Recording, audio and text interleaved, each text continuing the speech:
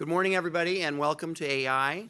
I'm Robert Dorr, the Morgridge Fellow in Poverty Studies here at AEI. And today's topic is able-bodied adults, work, and food assistance. What are the states doing, and is it working? The 1996 welfare reform legislation included a work requirement for ABODs, that is, able-bodied adults without dependents, which amounts to a limit on receipt of food stamps for 3 months unless the recipient is working or engaged in work activity. But during the 2009 recession, and really for most of the time since then, this work requirement has been waived due to the struggling economy. But now our economy has recovered, and states across the country are moving to implement what is in the law and is a requirement and is not able to be waived. And 2 states, Maine and Kansas, are ahead of the game, and our topics today is going to be about what we can learn from their experiences in implementing this requirement. To kick us off, we are very honored to have Governor Sam Brownback of Kansas, who has served as governor of Kansas since January 2011. Governor Brownback became the youngest secretary of the Kansas Department of Agriculture in state history and served as a White House Fellow in the George H.W. Bush administration. In 1994, he was elected to the United States House of Representatives, and then 2 years later, he won a seat in the United States Senate. And he then returned to Kansas, where he was elected governor in 2010. For someone like me, who has spent 18 years working in anti-poverty programs and welfare programs, mostly since the implementation of the welfare reform legislation in 1996, Governor Brownback has been an example of someone who is willing, from the conservative side, to talk straight, talk honestly, and talk with compassion about making our programs for the poor work better and more successfully in helping them achieve self-sufficiency. So we are very honored to have you, Governor, and I'm going to let you start us off. Thanks.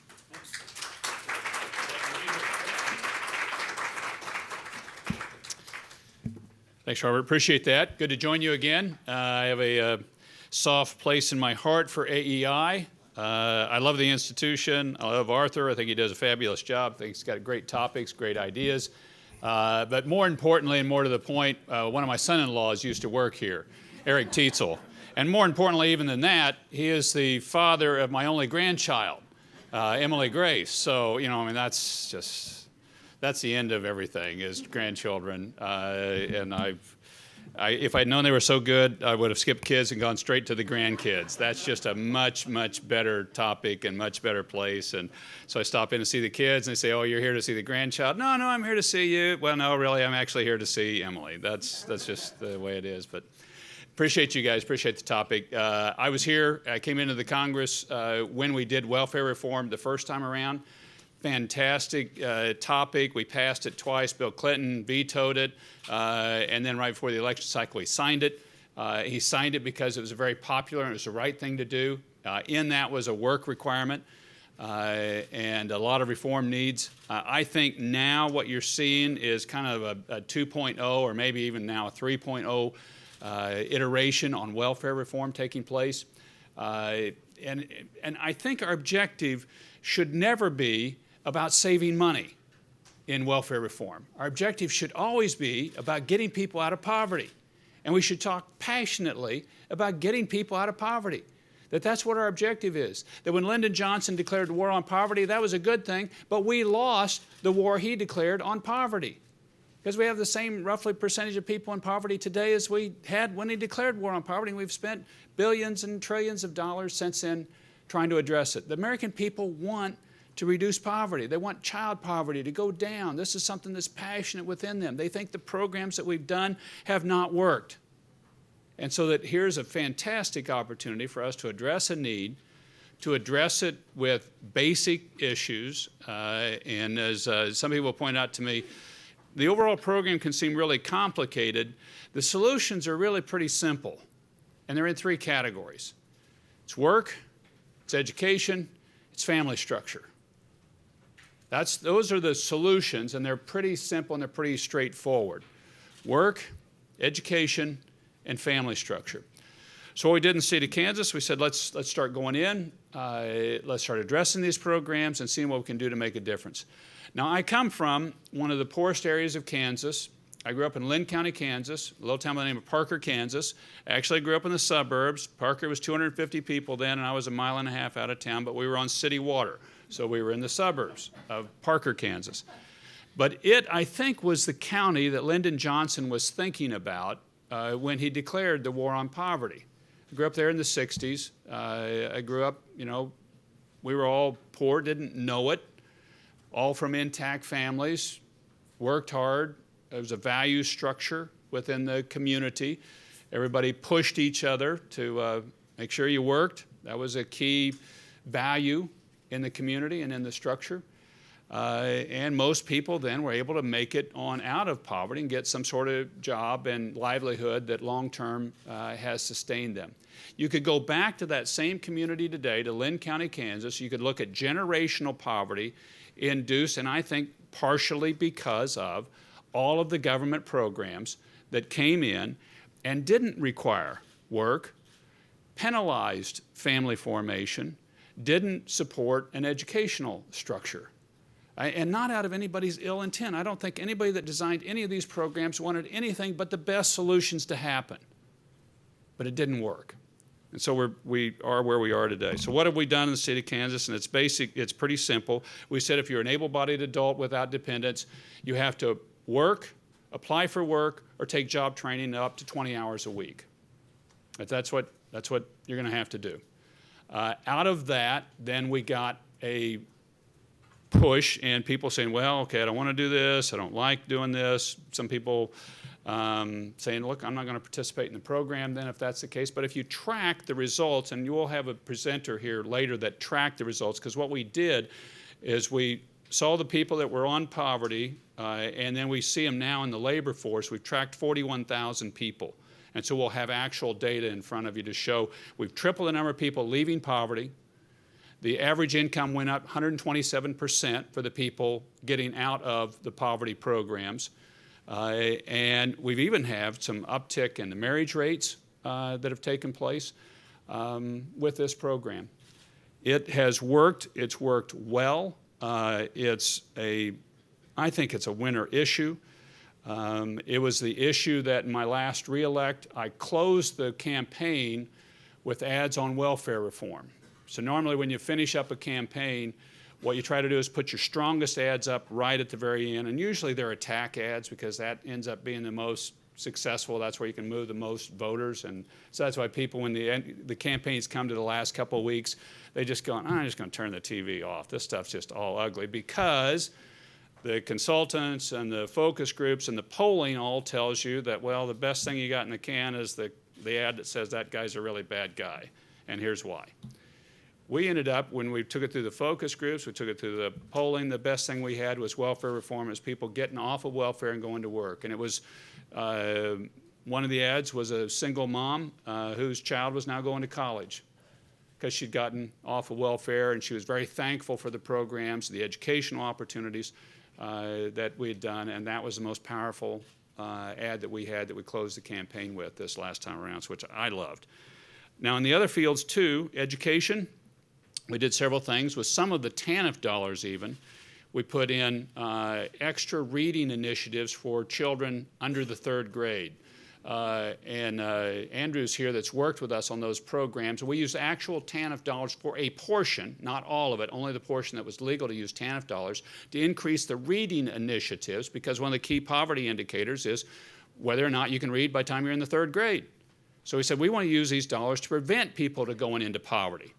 We also used it for JAG, Jobs for America Graduate Program, which is targeted at getting students to graduate from high school. Sophomores, juniors, and seniors are in this program, and we've had an 89% graduation rate. So these are at-risk kids, good potential they could drop out of high school, but if we can get them on through high school, if they can stay long enough through high school, the likelihood of them going into poverty goes down substantially. So we've used some of our TANF dollars there as well. And then overall, the state said, as a state, if you will take technical training while you're in high school, we'll pay for 100% of technical training while you're in high school.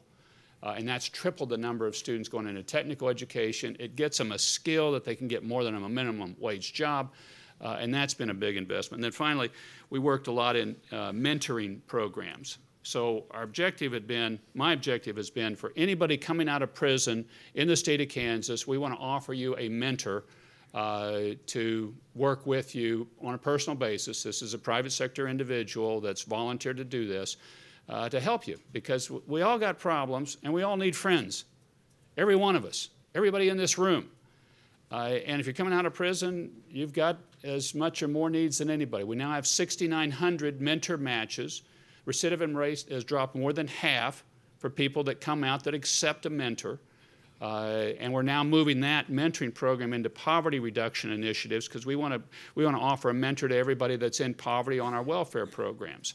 And then we're going to take it next into foster care children that graduate out of foster care without a family, which I'd rather than be placed in a family, but unfortunately a number of children do age out of the foster care program to help with the mentoring.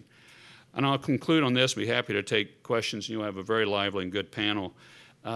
This is a critical issue, and it's a big moral issue.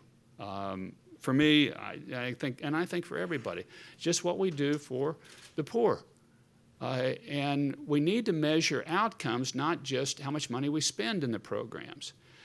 And I love this quote from Senator Moynihan, who I think was one of the best social commentators that we've had in the past century in this country. Brilliant man and had a great heart. He said this: it cannot too often be said that the issue of welfare is not what it costs those who provide it, but what it costs those who receive it. That is at the heart of it. That's very much at the heart of it. And I think these are just key issues for us as a country for us to move forward. One final factoid I'll put out, because I don't think the others that have studied Kansas as much will know this. We have a higher labor force participation rate than national average. Now, part of that's, I think, nature of Kansans and who they are, but I think also part of it is our work requirements in the welfare program, and we need a higher labor force participation rate in this country. This is one of the key things moving forward. With that, Robert, I'd be happy to, do you want me to take a few questions, or do you want to go to the panel? No, we'd love it if you take a few questions, and I want you to look out into the audience, though, see what we got. Got any questions? Yes, ma'am. And there's one over there. Okay. Thank you. My name is Li Yang. Thanks for your presentation and your achievement. I just wonder, do you have any comparison with other states? Because other states of us, I know, have a lot of obstruction, and they hurt the taxpayers as well as the children that you think they should receive. A lot of programs, social programs, the beneficiary, supposedly beneficiary, they don't really receive it. Instead, they are targeted and victimized. So I just wonder if you have any comparison? I don't, and there's a panelist, though, that I think you would have. The Foundation for Government Accountability will have some better comparisons. What I'm comparing, and the numbers I gave you, is what we had pre-welfare reform and what we have shown since then, which have been dramatic numbers of the number of people leaving the welfare system, but more importantly, leaving poverty. That's the key measurement that I'm interested in, is reducing the number of childhood poverty in the states, one of my 5 key measurables that I ran for in election and re-election, reducing the child poverty in the state, and reducing overall poverty. So those are things that we really track hard. Yes, sir.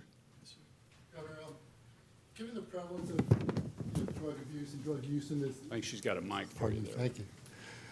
Pardon me. Martin Molson, given the prevalence of drug use and drug abuse, what do you think about all those proposals to test people who want access to welfare for their drug use? The state of Kansas passed a requirement like that, and I signed it, and a number of people believe it. Now, it's got qualifications on it, so it's not just, okay, everybody shows up and do it. There's some indicators involved in it, but I don't see a big problem with it. A lot of people push back and say, well, that seems like not a fair thing to do, but it passed, and it passed with big margins, and I signed it. it's not at the heart of our welfare reforms. At the heart of our welfare reforms are work requirements and education opportunities and pushing education, particularly in targeted categories where people are having big struggles in it, and mentoring issues have been that's at the heart of what we've done. Yes, sir. Alan Pike, you talk about work requirements. The federal rules for these programs have other softer forms of work requirements that are link participation to someone's willingness to accept a job. And the time limits version of work requirements ultimately means that for people who are unable to find a job or enroll successfully in a training program that qualifies, they'll get pushed off the program. And the other, you've addressed some common criticisms. I was hoping you would address this one too. The most common criticism that I see of this stuff from progressive economists is simply that taking food off of somebody's table does nothing to create job opportunities that aren't there for them. So given that you're stressing work requirements and there are other forms of requirement that someone be willing to take a job And in the more federal education. law. Right. Yeah. Why include this sort of hard cutoff, like, shove somebody off the plank time limit? And that's a good question on it, but it's kind of it's dealing with who we are as people. So you probably went to college and you had a lot of papers you had to write. And when do most people do their papers in college? My guess is most of you, if I polled you, you would say the night before it was due. And that's just kind of who we are as people. And work requirements, much the same thing. And you look at the studies from The Economist, the best thing for you is if you are out of the work environment, the best thing for you to do is to get back in it as soon as possible. The longer you're out, the soft skill deterioration and other things that happen to you are substantial. And it gets harder to get back in the workforce the longer you stay out of it. So that's why that shorter time period on the work requirement, and just it's human nature to kind of put it off until you have to do it, and we've found that's just kind of the nature of who we are.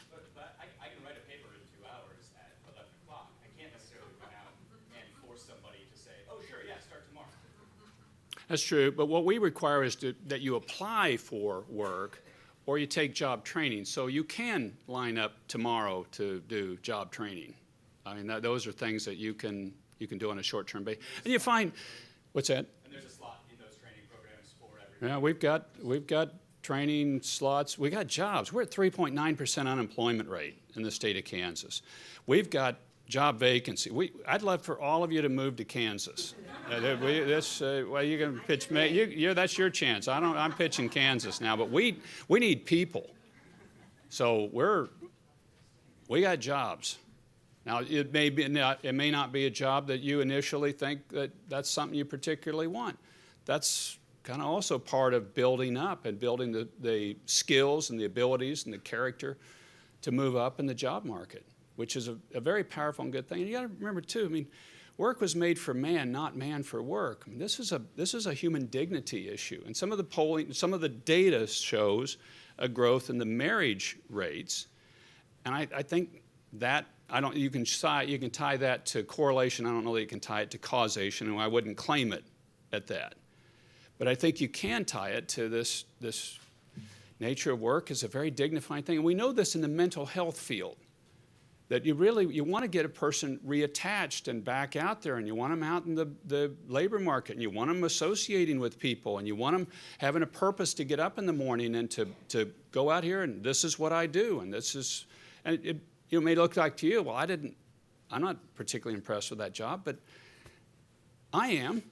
This is what I do, and this moves me on forward. And these are very powerful things mentally to us. I don't know how many more you want me to. We're ready? It's up to you. Yeah. One more. Last one. Thank you very much. What happens to people who fail to meet the requirements? Well, they won't be able to get the TANF payments. If it's an able-bodied adult that's in the food stamp program, they won't participate. I won't take job training. I won't apply for jobs. Then I'm sorry. Then you're not not going to be able to get the. So Yeah, they don't SNAP receive any benefits. form of assistance if they can't afford food or housing? In those two programs. So there's a series, as you know, in the welfare programs, there's a series of different programs that are involved. These are involving able-bodied adults without dependents on TANF and the same on the food stamp program. Thank you. Oh, and Andrew is the one that's running our under third grade reading intensification programs. And so what we did is you got your regular class during the day, and then after school, there are different reading initiative and programs. And he's gotten our kids jumping 1 and 2 grades up of what they'd measured earlier on reading skills by these different programs. And some of this, not all of it by any means, but the portions that are legal are TANF funded. Andrew, did you want to throw out something there? You mind if I put a plug in for him, because this is a great thing. And I did have a question too, but I'm absolutely, thanks very much. So the Kansas Reading Roadmap is an initiative of the governors through the Department for Children and Families in a partnership with the Kansas Department of Education. We're currently in 52 schools, and we work in high poverty schools. We target supplemental programs that can be paid for with TANF dollars, and we combine them in a way with the school that, for lack of a better term, we call it Moneyball for school sometimes. After the movie of using data analytics to get a better return on investment with existing funds. So in these schools, what we've been able to do by using after-school summer programs and family engagement programs, targeting these low-income communities, connecting with the school in turn commits its resources to be more effective with training from the Department of Ed. We've been able to show growth in benchmark reading and reductions in kids at risk for special education across the state in our schools. And I just wanted to ask the question that I know on these issues you often hear a lot of questions about the employment side of the spectrum, but you named off the Kansas Reading Roadmap, which essentially is your creation, your administration's creation, JAG, the technical education, all these other things you're doing. They're quite innovative, and there's not a lot of focus on that. At least you don't hear a lot about it, in the media or whatever. And I'm just curious if you think that's a messaging, or if it's, or what. How can we get the word out about all these really great things that are happening in Kansas in terms of these interventions? Like you were saying, it's not a money issue. It's trying to get better outcomes.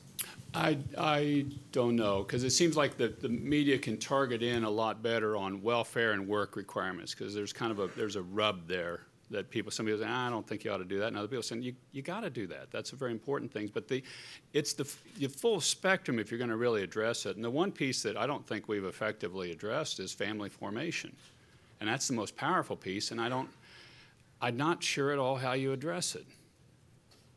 I think we ought to take some of the marriage penalty issues off the table so that you don't at least harm it. But that's the one that to me has been a puzzle as to how you really, and it's the most powerful piece of the whole anti-poverty agenda is the family formation piece. Education's powerful, work's powerful, but nothing tops kind of just that good old family. Thank you all. God bless you all. Thank you, Governor, very much.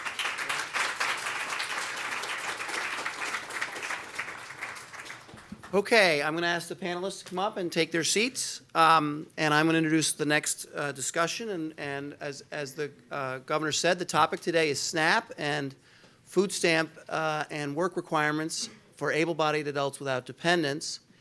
And we're going to get presentations from Kansas, Maine. Jason Turner is going to talk about the states in general. But before I give him an introduction, I just wanted to put this chart up so that everyone could see it. This tracks, in the blue line, the SNAP national enrollment number as a percentage of the population, and the red line tracks the unemployment rate. And as you see in the past, the blue line follows the red line fairly closely. As unemployment goes up, SNAP utilization goes up. As unemployment goes down, SNAP utilization goes down. However, starting in 2000, they begin to separate a little. Unemployment dropped before the Great Recession in the early 2000s, but SNAP enrollment did not. And then in the wake of this last recession, which was a particularly difficult one, SNAP enrollment really grew and is lagging, and it's coming back to previous numbers. So something different has happened. And one of the things that has happened is that the SNAP caseload has had a kind of bipolar aspect. It is true, more people who are working are on food stamps, or there are more SNAP recipients who are working and using SNAP as a work support, which is, I think, part of what is at work here. But another growing number are not working, and they include ABODs, which we're going to talk about, and they also include other heads of households with children in it who are reporting no earnings on their SNAP budget. As a former welfare commissioner who had the SNAP program under me, I know what that means. It means that a SNAP recipient is coming in, not wanting to be on TANF, not asking really much about work, and just saying, I have no earnings, I have no income, just give me food stamps. And the question one of the questions is the appropriate response from an agency which is in charge of trying to help people achieve self-sufficiency or increase their incomes or get better off, is the appropriate response, that's okay, fine, I'll give you the budget for SNAP, and I'm not going to ask any more questions about work or what's going on in your household or how you're surviving on SNAP alone. So, as I mentioned before, we have 4 great panelists representing different perspectives, and the key ingredient here is that the SNAP ABOD requirement has been waived for large portions of the country due to the recession and due to the state's option to ask for a waiver and receive it. But now that our economy has sufficiently recovered, those waivers are ending. They are not an option to states any longer. States are now going to have to put back in place the requirement in the 1996 law that SNAP receipt be limited to 3 months unless you're working. So to start us off, to report on how it has gone in Maine, which is stepped ahead of the states in general and moved to implement the existing requirement, we have Mary Mayhew, who has served as the Commissioner of the Maine Department of Health and Human Services since 2011. She has, under her guidance and leadership, the department has established effective financial management practices and has stabilized spending in its Medicaid program. Before being appointed Commissioner by Governor Paul LePage, Ms. Mayhew served as a Senior Health Policy Advisor for the Governor's administration. She will report on Maine. Mary is also a former colleague of mine, as I was a former Commissioner. It's very great to have you here, Mary. After Mary, Josh Archibald will report on the study that was done about Kansas. Josh is a senior fellow at the Foundation for Government Accountability, which is a national think tank focusing exclusively on health and welfare and social services issues at the state level. And before joining FGA, he served as the director of the Center for Healthcare Solutions and as program manager for the Middle Cities Initiative at Pioneer Institute, a Boston-based free market think tank. He has a master's in public policy from Harvard University's Kennedy School of Government. Josh, we're very glad to have you. Thank you for being here. Then after Josh, we will turn to Jason Turner. Jason Turner is one of those few people in social services and welfare who's worked at all the levels. He's worked at the state in Wisconsin, where he's commissioner. He's worked at the federal government, where he worked for the first President Bush. And he's worked, was a predecessor of mine, and really was the greatest change agent the Department of Social Services in New York City ever saw as the commissioner under Mayor Giuliani in New York City. Jason is now the executive director of the Secretary's Innovation Group, a network of 19 state human service secretaries from states representing 46% of the country. I've already mentioned that he was in New York City and in Wisconsin. Jason, we are very glad to have you here, and thank you for coming. And Jason's going to report on what's happening in other states around the SNAP work requirement and other issues. And then finally, our own AEI fellow in poverty studies, Angela Rashidi. She studies the effects of public policy and existing support programs on low-income families. She had worked in New York City as the Director of Evaluation and Research in the city's largest social services agency. And she will comment, bring some perspectives on what other states should look for and be concerned about. Angela writes frequently on our AEI blog, and I encourage you all to follow Angela because she's really one of the brightest young voices in this field. So I'll start off with you, Mary, and then Josh, then Jason, then Angela. 8 minutes to 10 minutes. Take it away. Wow, thank you. Good afternoon. Happy to be here and happy to talk about Maine and the efforts that we've had underway for the last 5 years. Governor LePage appointed me in 2011, and Governor LePage campaigned on his desire to change the pathway for so many in the state of Maine, and he spoke to that from his own personal experiences. The governor was homeless at the age of 11 on the streets, came from significant poverty, but believes in the potential of people. And it was with that in mind that he began and we began to look at our opportunities to transform the welfare system in Maine in the best interests of serving those who come through our doors looking for assistance, but certainly not looking to become dependent on the system, and certainly not what we have seen too often, the generational poverty and dependence on the Department of Health and Human Services. Any suggestions on? Well, look at that. So I need to start, though, with what we were looking at in Maine, and that is a state that had very much defined success by the number of people coming on to our welfare programs. We largely led the country in the percentage of our population enrolled in Medicaid, TANF, and food stamps.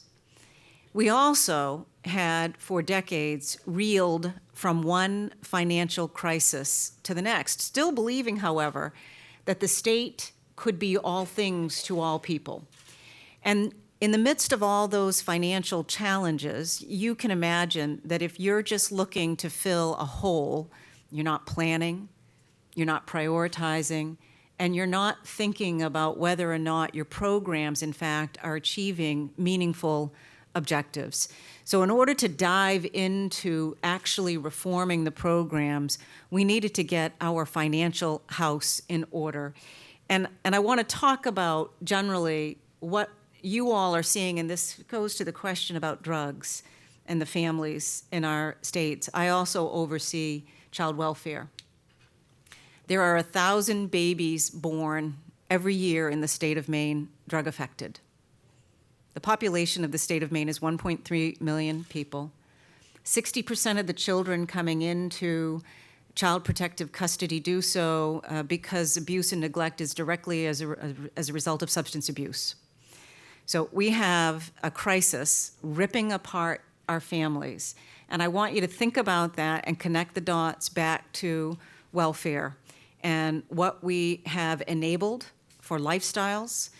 Certainly, if you talk to any drug enforcement agents when they do drug busts and they confiscate EBT cards constantly, we need to honestly look at what has developed over time and the damage that it is doing to our families, to our children. And this really is about how do we change the pathway and the future for the individuals and the families in our states. As I said, I think I may have skipped one here now. Medicaid, as I mentioned, we had significant challenges financially year after year. So our effort was to get that financial house in order. And I want to, again, make the point that our priorities were out of whack. While we were adding able-bodied adults to the Medicaid program, nursing facilities were going up without proper reimbursement through the Medicaid program. People with intellectual and developmental disabilities were on wait lists for basic community services.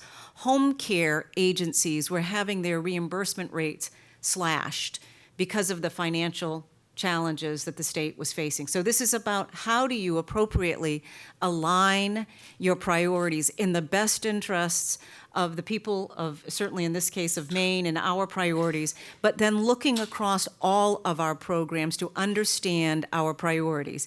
Here you have our dependency changing in the SNAP program as we began to look at the enrollment and to specifically look at how do we change the requirement related to employment. Now, as the governor said, we consider employment a critical priority in our mental health programs. It's understood in the research that is a critical part of recovery, to be integrated into the community, the self-esteem, the human dignity that it contributes to, that is central to helping someone on that pathway to recovery. It needs to be similarly viewed in our welfare program, certainly as it was in the 1996 reforms.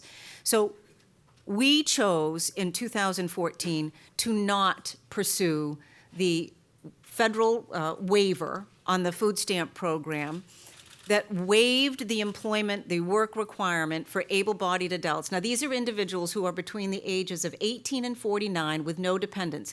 And I want to be clear, the requirement is you either work a minimum of 20 hours a week, you are in a vocational training program, or you must volunteer 1 hour a day. So it was based upon those opportunities that we chose not to pursue the waiver. So when you see the decline in our enrollment, the biggest contributing factor to that was the fact that we reinstituted these requirements. Now, the data that is so compelling is exactly what the governor was describing. We also have begun to evaluate the wages for those individuals who came off of the program for non-compliance. Their wages as a group, comparing the quarter before we implemented the program to the last quarter of 2015, the wages for this group increased 114%. You know, I want to share a quote with you from Franklin Delano Roosevelt from a 1935 State of the Union address. And this is the abbreviated quote. "To administer our relief in this way is to administer a narcotic that destroys the human spirit." And we talk about the American dream, and yet we design welfare programs that trap people in a nightmare of poverty. Our focus has been to really build that pathway to prosperity. And I can sit here and talk about it, but when you talk to someone whose life has been transformed through a job, you realize the value of instituting these work requirements. But with all of the other supports and pathways as well, the connection to adult education, the assistance through the vocational training programs, those are all critical components, but they have to be married to a work requirement and an expectation in the best interests of supporting people out of poverty. Because as we know, the best way out of poverty is a job. And the data that we are now evaluating clearly demonstrates, by virtue of being on these welfare programs, it means you are, in fact, living in poverty. So we have to define success by the number coming off of welfare and what that will mean for them. And, you know, there is a woman that I've met throughout the state as I've talked to individuals, and this particular woman, Jill, talked to me personally about her story. And this was a young mother, 2 young daughters, and she had been a drug addict, had been in an abusive relationship, nearly lost her children to child welfare. And she described to me how her life changed, first by a volunteer opportunity where she learned some work skills, developed some self-confidence, then was hired for her first full-time job, recently emailed me, she's been promoted, and what we've talked about is not only the difference that has made in her life, but she's changed the trajectory for her 2 young daughters. And she's now 7 years sober, and incredibly proud of how much she's accomplished. And I think so much of what we have to change in our approach to these programs is not evaluating individuals through the lens of their poverty, but evaluating them through what their potential is and can be if we change their pathway. And that's what we're seeing through our reforms, and we are determined to continue down that path to make a difference for the people of the state of Maine. Thank you. Well, really a pleasure to be with you all today. I want you to take a moment to just think about your first paid job. For me, it was mowing lawns, and I can still remember the day I was handed that crisp $20 bill.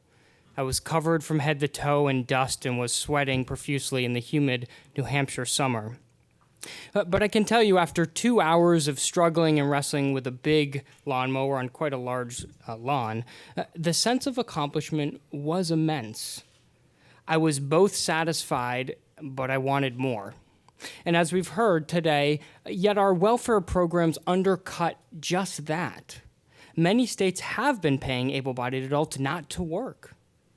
We all talk about, and many of us see, the value of work for TANF. We've seen that play out for single parents, yet so many states have been exempting these able-bodied adults without kids. The most tragic thing, as the governor said, it's not how much these programs are costing or wasting, it's how many people, for how long, are being trapped in these programs in poverty. Look, I've seen this for my own sister. After her many struggles and choices, the thing that made the biggest difference for her and for her 2 boys was a job. Look, I think we all have a common goal here with our poverty policy. With our welfare policy. It's to eliminate poverty. Yet I think both the right and left have missed the mark here.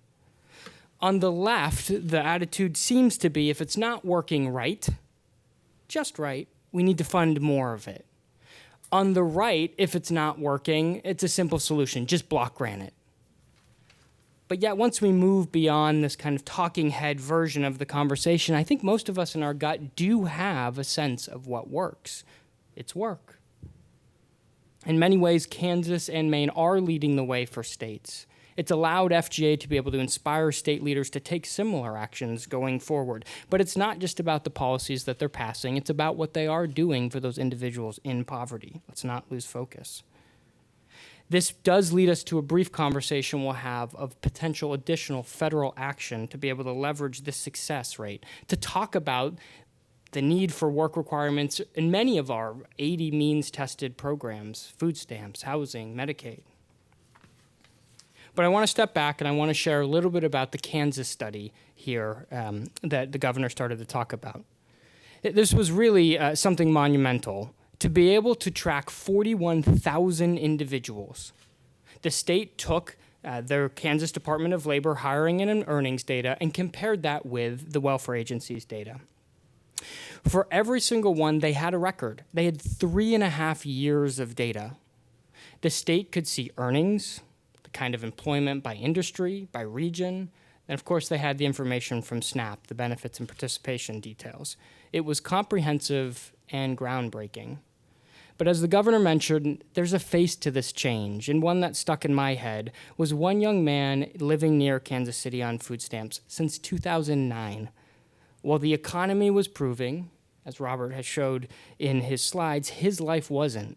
He had languished on the program for 5 years with no earned income. Yet within 3 months of the work requirement, he was already back on his way out of poverty, and he was making $45,000 in the publishing industry. We had thousands of stories just like this. So let's talk about what were the actual results from the work requirement study in Kansas. And switch over the PowerPoint if we could. No, do I need to do it? Okay. Now, here we go. All right.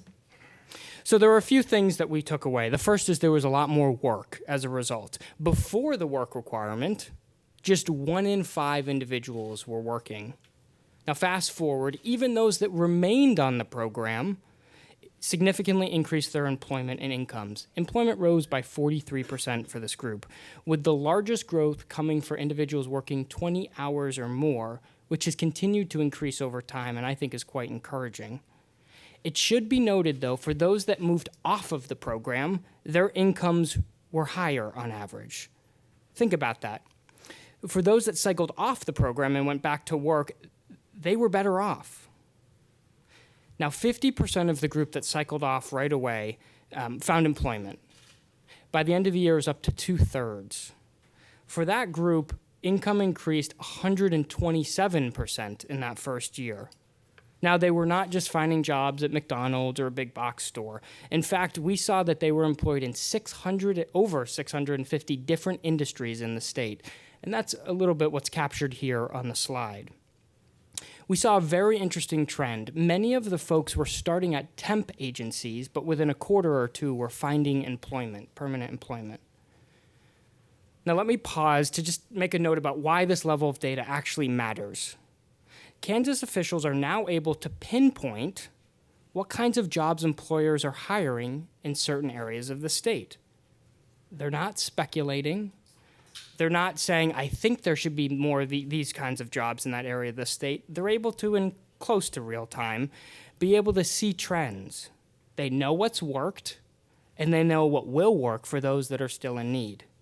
They can advise enrollees where they should look for work or even alter their training programs. Instead of just refilling EBT cards, they have a proven pathway to success. Another outcome was this increase in income. I think for us, the most encouraging thing that we found in the data was for those that cycled off the program and are working, they're now above the poverty line.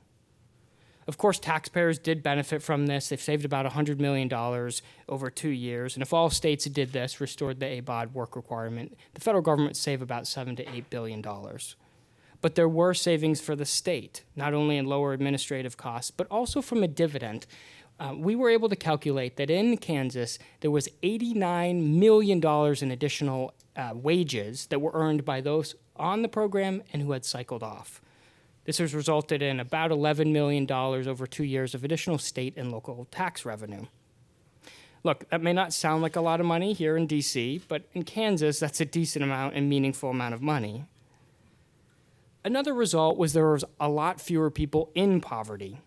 Before the reform, 93% of folks on the program were under the poverty level, most in severe poverty.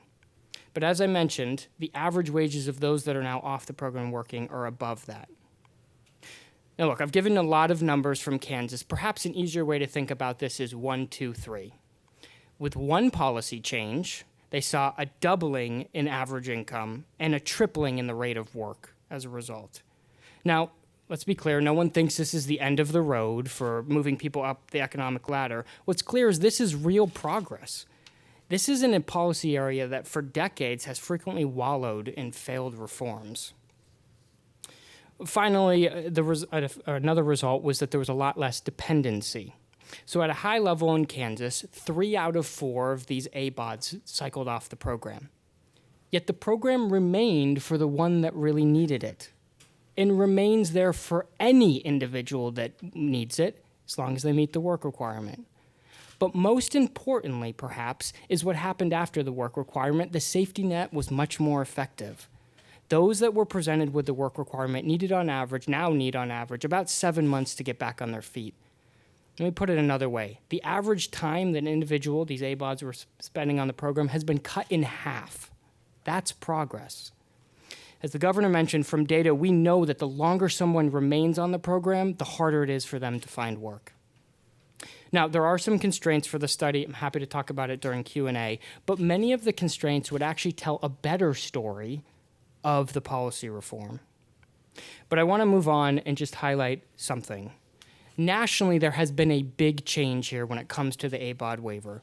The slide you're seeing here is what states did in 2013. So 39 states required no work for ABODs. Now fast forward to 2016, and here's the change. We're down to 7.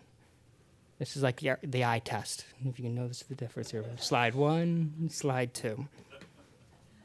Now, many made changes this past summer, and FGA was active in about 17 of these states working with policymakers. And lest we think this is just the result of economic trends, it's not. At least 10 of these states qualify for at least a partial waiver due to economic conditions, but they've decided to have a statewide work requirement. I'd expect at least 2 to 4 more states to move into that category over the next 8 to 10 months. To be honest, waivers have been on autopilot for the last few years, and some governors are finally seeing welfare reform as part of their jobs agenda. If employers can't find workers, or the employees aren't working their way up the economic ladder, it has a lasting impact not only on the economy, but also on their state budget. This is really the tip of the iceberg, though. We've seen almost 200 bills filed across the country, many by Democrats, for pretty major welfare reform, some related to this and others related to anti-fraud efforts. What's very clear is public support for this sort of action is high. Now, you may be wondering, what do people think who are on welfare who have been off, or who are now off? Well, we asked them. In the fall of 2014, we surveyed 1,500 individuals across the country. We asked them if they believed food stamps should have a work requirement. In fact, we asked them about an even stricter work requirement than what is on the books now. 50% of those that are on, over 50% of those that were on the program right now support a work requirement. Almost 70% of those that were on, had been on a welfare program and are now off working support it. And over 60% of those that have been on a welfare program but are now off but no longer working support it. Now, in the general public, support is even higher than this. We're talking 8 out of 10, at least. It's 83% of independents and 75% of Democrats. Now, states want more options, and this is where I want to end. This is creating some natural upward pressure on Congress for reform. Now, the public supports work requirements, not only for all able-bodied adults on food stamps, but also for all able-bodied adults on Medicaid. There's a handout, if you didn't get it on your way in, that shows some of those poll results. Now, these reforms would require some congressional action, but expanding existing work requirements on food stamps would save an estimated $100 billion over the next 10 years. If they were extended to Medicaid, it would save federal taxpayers about $500 billion over the next 10 years for the feds and $250 billion for the states. There's already interest and discussion here in D.C. along these lines. We know that work can transform lives for those on welfare. This issue is very personal for me, and its impact not only raises up the next generation, but I've seen its impact directly on my nephews, Blake and Aaron. Thank you.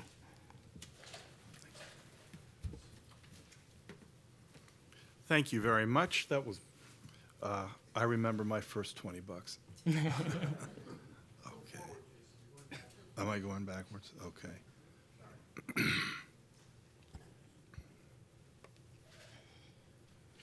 Okay, thank you very much. The Secretary's Innovation Group, I'm pleased to say, has 2 members in this room.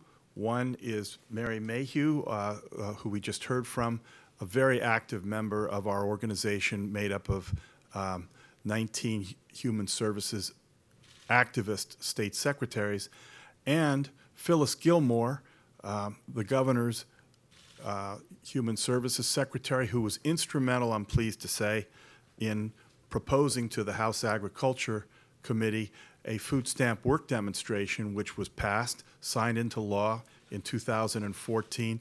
Kansas is one of 10 states that's now operating this, and that's all due to the efforts of our secretaries. Oh, what did I do? Okay, here we go. Okay, the first slide here. What I'm going to do is talk a little bit about the nature of food stamps, its growth, the absence of a work connection, and then I'll talk about what states are doing about that and what they could do that would be even more influential than what they're doing right now. Here you see that the USDA reports that food stamps has no impact on hunger. That's their own report, and this is the slide. On the bottom is very low food security as polled by USDA in the last 30 days. It's a proxy for hunger, although it's not actually hunger. Now on the blue line, you can see the growth of SNAP households. How is it that a program that's designed to reduce hunger has had no impact on hunger, and that's not part of the discussion. So the first question is obviously, well, why hasn't that red line moved at all? And what could you do to get that red line to move? Well, I would argue that the red line is made up of households who need social and behavioral changes in order for them to organize their lives in a better way, primarily through work. Work, after all, represents the core part of the day. It organizes your day, and it makes a big difference on other parts of your life, not just income. Most people don't really, they know that food stamps is big, but they don't realize how much it really costs each household. The average household that pays some net income tax actually pays $804 a year to provide food for other families. So if food stamps is not doing a good job of helping families reduce their hunger, and it's not doing a good job of helping families move into employment, we need to think about that. Robert mentioned at the outset that there's been a divergence between the growth of food stamps and employment, and also a divergence in the unemployment statistics. Here we see the top line, blue, the food stamp caseload exploding. And look at 1996 on the far left. That's where we started at the beginning of the TANF welfare reform. And the bottom, the red line, or actually the blue line and the green line. The blue line is food stamps, the green line is TANF. They both moved down together during the first 5 years of the reform. And the reason for that is people coming into the office for TANF or food stamps were both encouraged to go to work and take the first available job they could. Then in like 2002, beginning in the Bush administration, there was a distinct shift in policy and program orientation away from combining food stamp receipts with work, and the effort by USDA and the Food and Nutrition Service was to advance the number of people enrolling in food stamps without necessarily there being an obligation to work as there was in TANF. And you can see what happened. TANF continued to move, dependency continued to move downward even in the recession, whereas food stamps did not. Okay. Now, I don't know what's happened here. Okay. There's two major ideas for helping families move into employment. This is a really oversimplification, but it's okay. One is to increase the amount of human capital, it's called, through education and training, primarily offered to people who volunteer to come in and participate. That idea, while it is alluring, actually doesn't work, and I'm going to show why. Really what works is getting somebody engaged and employed on the work ladder and allowing them to proceed and continue to make progression in their work life. That's much more effective, it's been shown through research, than education and training provided alone. The National JTPA study, which was the employment and training program, assessed the impact of education, education and training in 16 sites with over 20,000 participants who were voluntary. The key finding was there were low to zero impacts on earnings. You can see here, you can't read it in the back, but adult women who volunteered for education and training, if they were in the control group and got no extra services, they had a $12,241 earning after 30 months.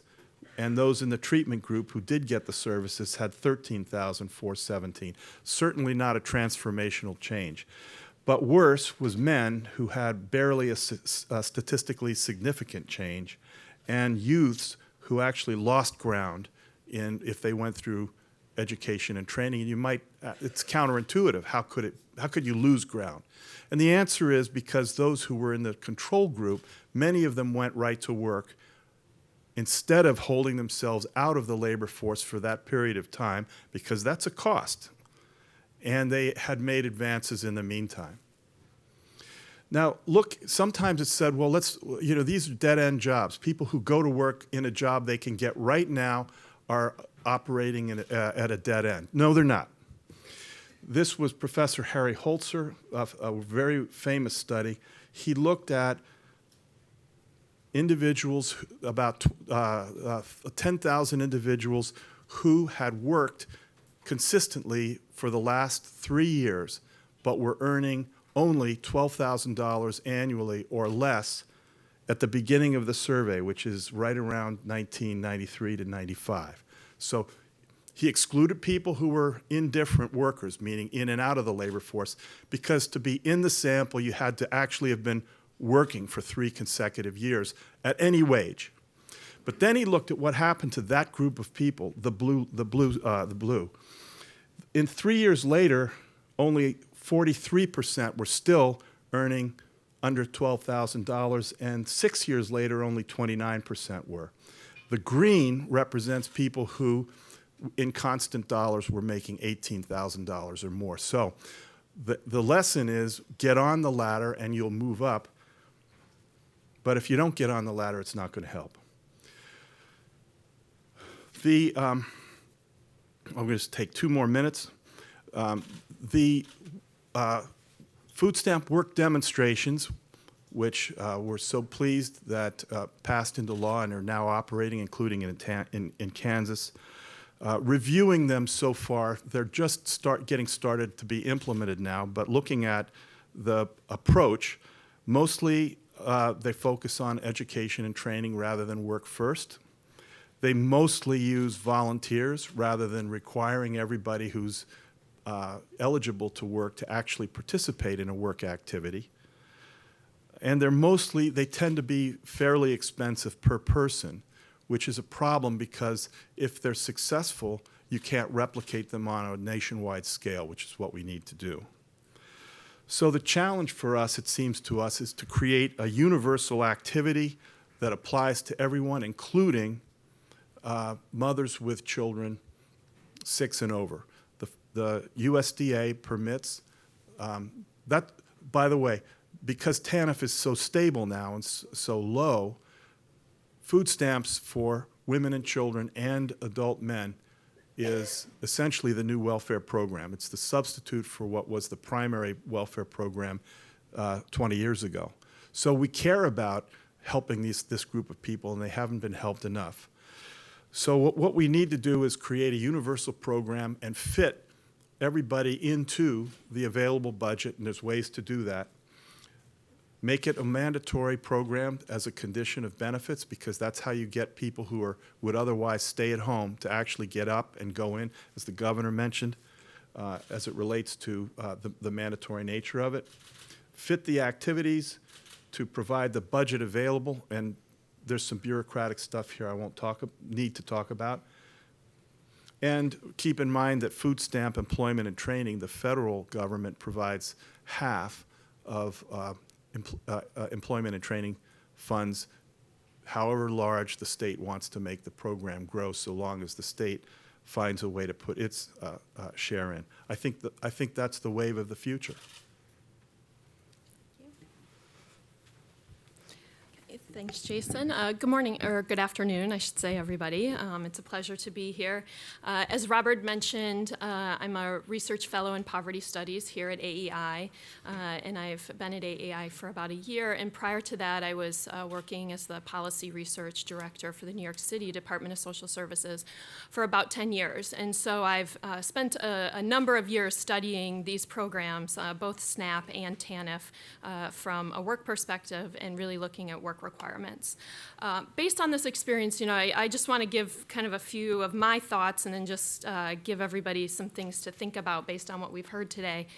In my opinion, as from a policy perspective, work requirements are beneficial, both in TANF and in SNAP. And I've come to this conclusion basically because of two reasons. One is, and this is referring to the SNAP ABOD work requirement, it's sort of fundamental to some of our values. If somebody is able to work and jobs are available, that they should be working rather than turning to the government for help. So that's sort of just a fundamental at the individual level, value. The second is more at an aggregate level, and it's somewhat more of a recent problem. And the governor, alluded to it earlier, and it's related to labor force participation. And we spend, I'll see if I have a chart here. We spend a lot of time. Oh, am I going the other way? Sorry. We spend a lot of time looking, and in the social science research and looking at various programs, we spend a lot of time looking at labor force participation and employment rates of never married mothers, because they were the ones that were primarily affected by TANF. We don't spend a lot of time looking at those without children, and especially we don't look at men. So this chart shows, that you can see here, shows the labor force participation of never married men from 1990 to 2014. And fairly consistent with labor force participation trends for other demographic groups, you can see that it's been declining for a number of years, especially for the bottom group, which is men that have less than a high school education. So part of the desire and the interest in ABOD work requirements is really trying to address this issue, which is a critical issue for the country as a whole. I wanted to just mention one quote.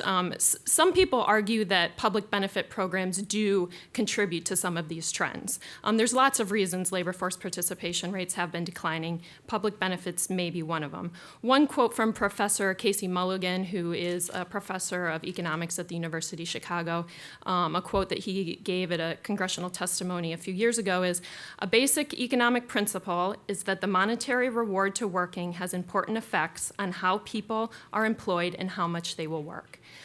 So if you think about that, if SNAP makes work less attractive, then fewer people are likely to work. So in theory, all of this makes sense. If you require work, then people are likely to go to work. But one critical point that I wanted to make today is that unfortunately we do not have a lot of direct research that tells us about the effectiveness of ABOD work requirements. It's fairly encouraging, to hear some of the work that's going on in Kansas and Maine, where they are trying to take a critical look at what happened after they implemented their ABOD requirements. I know, having worked for a city for a number of years, it's not an easy thing to do, and so I give them a lot of credit. I would encourage other states to do this as well, and I think it's important, as Maine and Kansas have done, to look beyond just caseload reductions. It's very important to look at if the ABOD requirements are impacting earnings and impacting employment. And I would even encourage states to go one step further than Maine and Kansas were able to do and start looking at the counterfactual. So is there some kind of a comparison group that they can look at to see if the work requirement had not been implemented with this group, what would have happened? Because we hear a lot about the negative aspects of the work requirement. I'm sure everybody has paid attention to some of the media that, as soon as the ABOD requirements go into place, there's going to be all these people going hungry, and, how can we do that? On the other side, sometimes I think that there's maybe too rosy of a picture that's presented that, everybody is doing great after these work requirements go into place. In reality, the truth is probably much more in the middle. And I think in order to get at that issue, we do need more rigorous research that includes comparison or control groups to really look at what are these ABOD work requirements doing. Again, it's very encouraging, to read the Kansas report, and it's true, they found that 40% were working in the quarter after, and over a period of time, 60% were working. It begs the question, however, of those individuals that reached the time limit and were facing the work requirement and were not working. And why were they not working? It certainly could be some off the books work. It could be people who just didn't want to work and found other things. But it could also be people maybe fell through the cracks. And I think that states should take particular efforts to look at possibilities of people falling through the cracks and what can they do. So with that in mind, I would just like to make 2 points. One is about people falling through the cracks, and it potentially can happen at the assessment point. So an ABOD requirement is for able-bodied adults, but as we know, able-bodied can mean different things to different people. And so it's really, it's the responsibility of the states to determine who is able-bodied. The legislation allows a 15% exemption, so 15% of those ABODs who have reached the time limit, 15% of that ineligible now population can be exempted. And so, states have some flexibility to take a look at if people really have looked for work and have not been successful, they can exempt them from the work requirements. In the same respect, we saw much of this in the TANF population. There were some women who very easily could go to work after the work requirements went into place in the late 1990s. Others struggled, and they weren't quite eligible for disability benefits, but they needed some help to get back into work. And I'm sure that there are some ABODs who fit that criteria.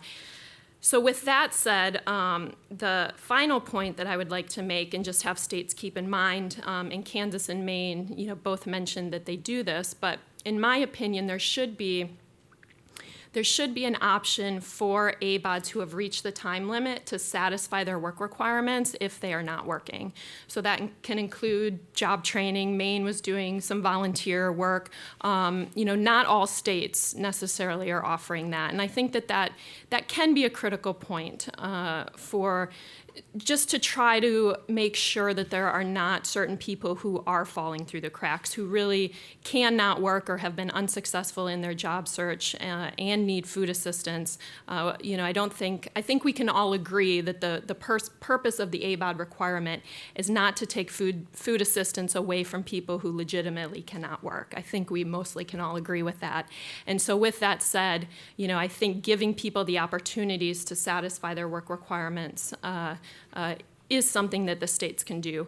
With that said, I think Kansas, this happened in Kansas, many people do not take advantage of the programs that are offered to people. And I think that should be one indication of the fact that possibly people are out working, maybe doing off-the-books work, doing other things, and that, again, just illustrates how important these work requirements can be. Thank you very much to our 4 panelists. I have a couple questions, and then we'll open it up. I was very pleased, Jason, as the former participant in the National Hunger Commission report that focused on very low food security, that you put a chart up that showed the extent to which SNAP participation had grown quite dramatically in the period after the recession, and yet very low food security at the household level went up and stayed up. Now, some would say it would have been worse if it wasn't for SNAP, so I just have to put that on the table. But as sort of results-based managers, it's not a good thing to have an intervention that doesn't make the measurement you're trying to move go down. And so I follow that. What I wanted to ask Kansas and Maine was, do you have a sense, and will you look at the extent to which very low food security at the household level changes in the wake of this implementation of the work requirement? Because I think that's something to watch. It might be, when work goes up in households, their likelihood to be hungry or classified as very low food secure goes down. So it's possible. Well, let me just ask you, are you going to watch that and be conscious of the effect of this change on that metric? No, I think those are very important metrics for us to be establishing as we look at what constitutes success for the individual, success for the family, in terms of their stability, the food insecurity. We absolutely are focused on that. And I think certainly as we look at the SNAP program, the second word in that program is nutrition. And at the same time, we have an epidemic in type 2 diabetes, obesity concerns for children, and wanting to also correlate what can be purchased through the SNAP program and its impact when candy and soda, et cetera, and what that is fueling for unhealthy choices that are also disadvantaging these children, families, and its impact. So there are critically important metrics as we look holistically at how to support these individuals and families so that we become more outcomes-based in our efforts to evaluate whether these programs are making a difference. And again, are we moving people on that pathway to self-sufficiency, to independence? Josh, do you want to comment on that? Yeah, there's discussions right now about follow-up studies, and there's a couple that I want to mention. The first one in Kansas, and this is one of the constraints, is that the data that we were looking at was only W-2 data. So if you're working as an independent contractor and you're going to file a 1099, we don't see them. So the question about the 40% that's not working by the end of the year, that story's labor participation is likely to get even better once we get our hands on the 1099 data. The other limitation is that they don't have any data from out of state. So if you're an individual who gets a job in Kansas City, Missouri, the state has no record of that. So I think there are a number of these follow-up questions, and my gut is that, as you are positing, that as incomes go up, security will increase, and we're kind of talking to Kansas about what exactly are they interested in. Do they want to survey individuals? Given some of the constraints that I just mentioned, what's a good cost-benefit analysis to be able to figure out some of the answers to those questions? Jason, as you said, it is a survey. It has the imperfections that go with surveys, but it is a metric that we all look at and has state figures. Do you agree, since you put it on the chart, that watching how the ABOD implementation affects that would be worthy to pay attention to? Very low food. Yeah. You know, there's almost no real hunger in America. I think we all know that. There is hunger for certain subcategories of very disorganized families that are, for instance, heavy drug users. The very low food security measure was adopted by USDA in part because they couldn't find enough people to survey who said they were hungry. So yes, it is a metric to look at, but I think there's more important metrics to look at among the food stamp households. Okay. Another question I wanted to ask both Kansas and Maine has to do with, we all know that food assistance funded by the federal government or the states also includes emergency feeding programs and soup kitchens and food pantries that are either not-for-profit provided or faith-based and get money from government to assist them. Have you seen any increase in utilization of those programs in Maine or Kansas? Well, certainly that is what we're hearing as the food pantries, and that was some of the concerns that they raised, was that they were going to be seeing an increase in the number of individuals needing to resort to the food pantries. I think the challenge that we face is the ability to collect and have reliable, credible data to understand what is occurring. I've certainly also heard from those that didn't comply with the requirements that they didn't need the benefit. So it is about how to get at what is a meaningful, reliable assessment to get the data to evaluate what is occurring with the food pantries, what is appropriate in that regard, but really to not lose sight of the value of the work requirement in that economic mobility. And that truly has got to be the focus in evaluating the outcomes associated with this policy change. Josh, Yeah, Mary's exactly right. It's a data issue, and certainly in the press accounts, a reporter always finds one food bank executive director who's concerned about this. But when asked, do you have data to even within your own food pantry, we have not seen the data. We've asked, reporters haven't been able to obtain any. So I do think that this is a problem.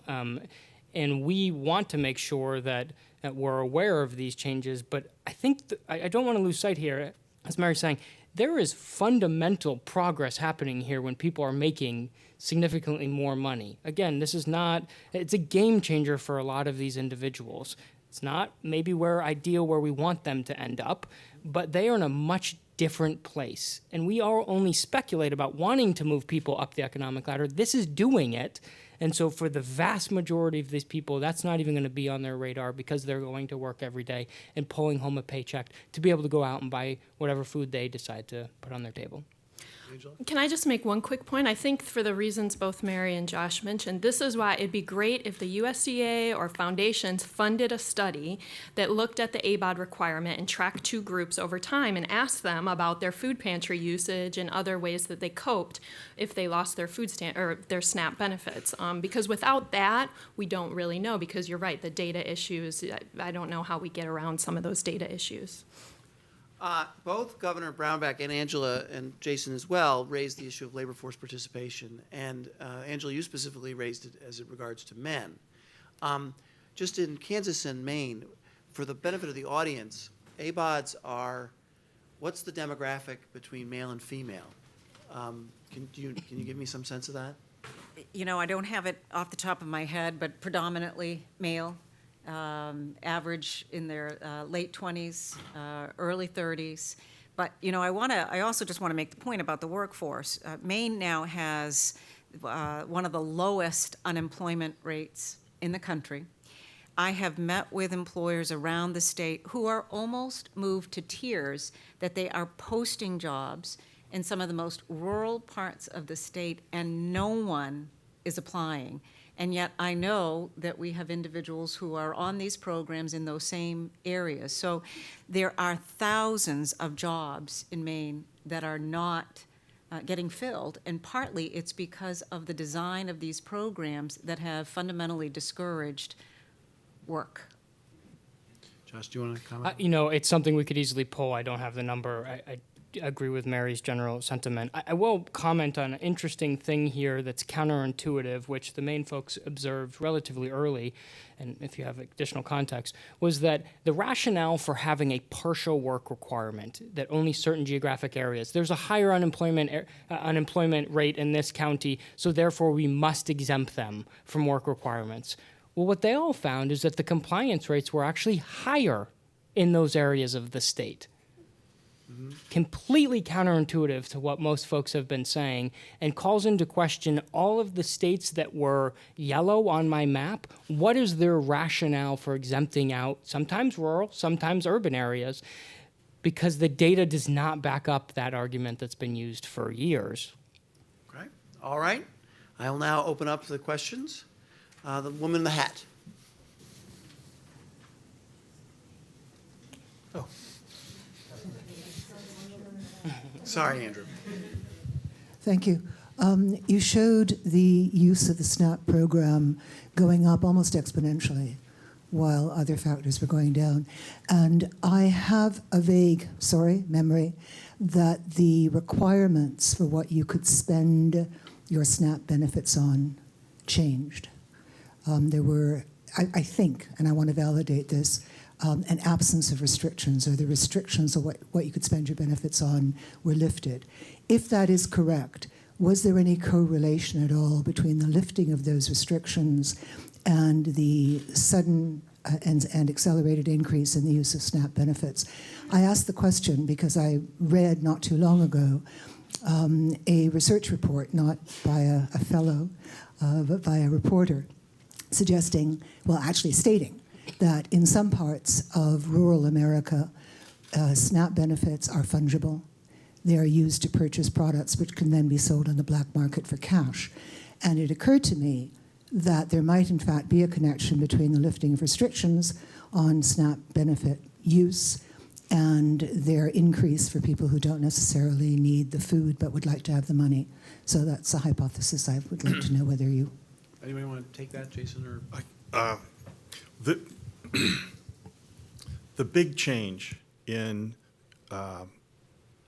food stamp eligibility came not for what you can spend it on, but the elimination of what's called the asset test. It used to be if you had low income but you still had money in the bank, and you were supposed to use that before you applied for food stamps, and that was taken away.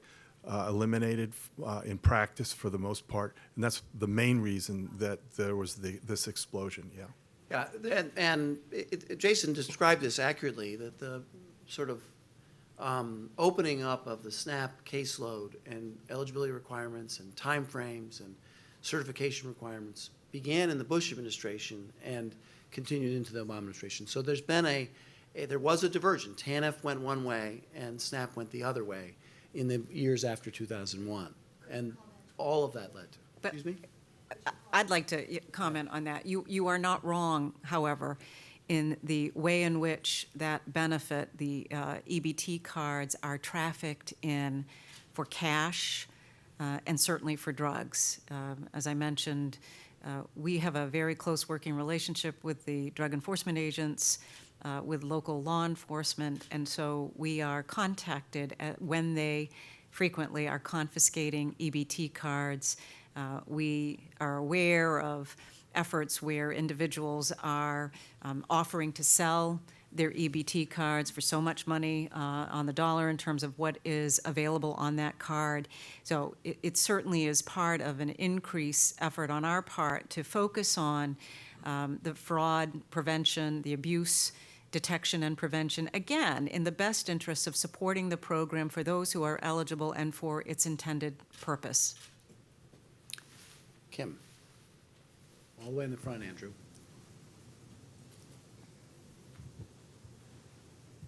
Thanks. Jason, if I heard you right, I think your complaint with the training programs, the job training programs, was that it just delays getting people into real jobs. But I'm curious about the nature of those programs. I actually worked for I'll date myself here, but the old CETA program, the training program back in the early 80s in Maine, actually. But my impression was that the problem with the training programs is they weren't training you to work. They were kind of make-work programs. You think people are learning to be whatever, welders or plumbers or, lab technicians, and that is not what I saw going on with that program. So I'm curious if that's part of your complaint or if things have changed since then. No, things mostly haven't changed. There are subsets of training programs that do yield the idea that you can just, in general, go think of job training as a car wash. You go in the front and you're making $10 an hour, and after you've been through the car wash, you exit making $20 an hour. It doesn't exist that way. If it did, when I bought my coffee at the 7-Eleven, the guy standing behind the counter making $10 an hour, he'd be going into the car wash. There isn't such a thing. There are certain technical, and it's counterintuitive because those of us in the room who went through university did benefit a lot from our education and training. But for the most part, Kim, you're quite right. Education and training is soft. It tends to be around the GED, or it ends up that the employers don't value the training itself. And if you talk to employers, Mary has, we all have, they say, I hire my $20 an hour employees from those who have a good track record making $10 or $15 an hour, not people who've been out of the labor force, not working in a government training program. So the real thing that the employers look for is a track record, and then they tend to invest in people with their own training on the job. Okay, this is the last question right in the back there, because we're over time. Thank you. I was hoping you could give us a better overview of states that are doing the wraparound programming that the governor talked about. So if you're going to do work requirement and then create, education, job training, sort of a multifaceted approach. I mean, how many states are doing that? How much money are they spending? Do they have funding to do those types of things? Can you give us a better idea of what that looks like, or are those kind of more exceptions rather than the rule? Well, I can certainly speak both to TANF and what we've done there and the connection with ABOD and the approach there. So in TANF, absolutely, part of what we have focused on is creating an upfront assessment that is identifying what the individual needs, what their strengths are. So stop looking at them through the weaknesses, but what their strengths are. What are the services and supports they need, whether that's adult ed, vocational training, whether there are mental health issues, substance abuse issues, but getting a comprehensive, individualized plan to then get them on that pathway. The challenge, of course, is creating the warm handoffs. We don't have the kind of well-integrated, coordinated systems. In the state of Maine, I've got the Department of Labor overseeing the career centers. I've got the Department of Education overseeing adult education. We have different intake forms. We're trying to focus on how do you, for that individual, create seamless handoffs so that they're getting the resources they need, but with the sense of urgency to return to the workforce. And I have been very frustrated with some of my partners in the Department of Labor, in adult ed. They don't seem to share that same sense of urgency and why that matters in improving that individual's opportunity for success. In the SNAP program for the ABOD, so we had a little more than 12,000 individuals who fit into that category initially when our requirement went back into effect.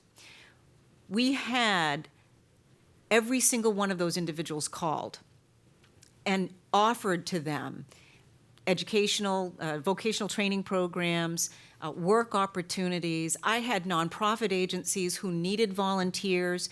We called, offered all of these opportunities, and I can't tell you how disappointing it was that we had very little participation, very little interest in attending. We were offering resume workshop, writing workshops, job skill development, providing all kinds of information for individuals to access in their area, and we had very little participation.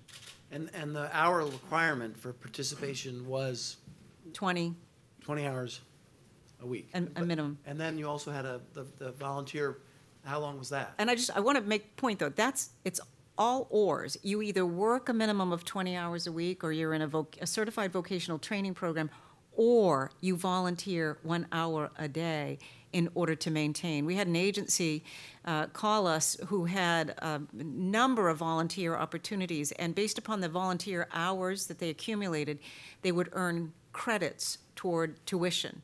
And they were desperate to get volunteers in, and so literally, again, we had a phone bank to call all of the individuals within a certain geographic area for this agency, and they simply did not get individuals interested to participate. All right, this has been a great panel. Thank you all very much. Thank you for your attended.